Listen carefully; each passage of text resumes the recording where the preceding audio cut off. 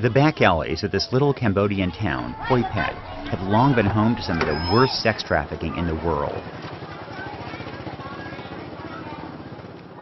Poi Phet was full of brothels with girls who were impossibly young, rented out by pimps for $2 each until they died of AIDS. But Poi Phet has changed. Today, about half the brothels are closed. Pressure from journalists, NGOs, and the U.S. State Department has persuaded the Cambodian government to crack down on sexual slavery. Not fully, not enough, but you can still see the difference. I see. And So what happened here?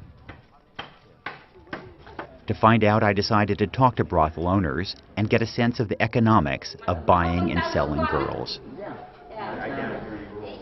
Savchana has managed this small informal brothel for a year. The customers are predominantly Thai and Cambodian men who pay $2 or $3 for sex with one of 4 prostitutes. Do you think you would make more money? With the women and their children around her, Chana complained that business was terrible. If I had a grocery store, at least I'd earn some money. Here, now, I don't earn any money. The crackdown has made the brothels more vulnerable, so police demand more in bribes. The police come every day asking for $5 bribes. Sometimes I just close up and pretend this isn't a brothel. I say, we're all sisters.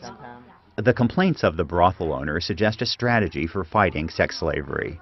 To fight it not on the moral front, but from the business angle. To make enslaving girls less lucrative and more risky as a business. For example, the brothel's standard marketing in the past was to have pretty young girls in the doorway calling out to men. Because of the latest crackdown, they can't do that. And so customer traffic drops and profits fall. I visited a new brothel district in Poi Phet. Rows of curtain shacks with DJs, young teenage girls, and karaoke singing.